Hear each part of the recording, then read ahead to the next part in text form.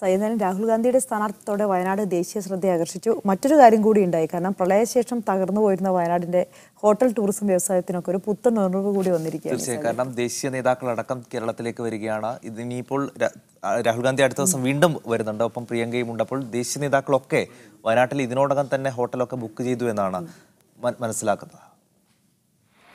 ലക്കിടിയിലെ Maoist വേട്ടയെ തുടർന്ന് വയനാട്ടിലെ ഹോട്ടലുകളിലും റിസോർട്ടുകളിലും തിരക്ക് കുറഞ്ഞിരുന്നു. സുരക്ഷാ ഭീഷണി ആഭ്യന്തര സഞ്ചാരികളുടെ എണ്ണത്തിലും കുറവ് വരുത്തി.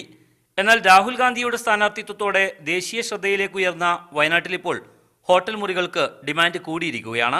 കഴിഞ്ഞ വർഷത്തെ അപേക്ഷിച്ച് മോശമല്ലാത്ത രീതിയിലുള്ള ബിസിനസ്സാണ് ഇപ്പോൾ വന്നുകൊണ്ടിരിക്കുന്നത്. ദിവസവും ഞങ്ങൾക്ക് എല്ലാ ദിവസവും ഞങ്ങളുടെ റൂം ഇവിടെ ഫുള്ളായിട്ടാണ് ഉള്ളത്. ദേശീയ നേതാക്കൾ പര്യടനത്തിനെത്തുന്നതിനാൽ നേരത്തെ തന്നെ രാഷ്ട്രീയ പാർട്ടികൾ ഹോട്ടൽ മുറികൾ ബുക്ക് ചെയ്തിരിക്കുകയാണ്. രാഹുൽ ഗാന്ധി കൽപ്പറ്റയിലെത്തിയ സമയത്താകട്ടെ നഗരത്തിൽ ഹോട്ടലുകളിലും റിസോർട്ടുകളിലും മുറികൾ ഒഴിവുണ്ടായിരുന്നില്ല. രാഹുൽ ഗാന്ധിയുടെ ഒരു വരവോട് കൂടിയിട്ട് നോമിനേഷൻ കൊടുത്തതിന് ശേഷം മൊത്തത്തിൽ ടൂറിസം മേഖലയായാലും വരുന്ന ആളുകളായാലും കുറച്ചും കൂടി കൂടുതൽ തിരക്കുകളൊക്കെ അനുഭവപ്പെട്ട് തുടങ്ങിയിട്ടുണ്ട്. പ്രചാരണം ശക്തി പ്രാപിച്ചു വരുന്നതിനാൽ തെരഞ്ഞെടുപ്പ് കഴിയും വരെ ഈ തിരക്ക് തുടരാനാണ് സാധ്യത. ദേശീയ നേതാക്കൾക്കൊപ്പം ദേശീയ മാധ്യമങ്ങൾ കൂടി വയനാട്ടിൽ തമ്പടിച്ചതോടെ പുറം നാടുകളിൽ നിന്നും കൂടുതൽ പേർ പ്രചരണത്തിനെത്താൻ തുടങ്ങി. ഇതുകൂടിയാണ് ടൂറിസം മേഖലയിലും ഹോട്ടൽ രംഗത്തും ഇപ്പോഴത്തെ ഉണർവിന് കാരണമായത്. അനിലം ബഷീറിനൊപ്പം മുജീബ് റഹ്മാൻ, മീഡിയ 1 വയനാട്.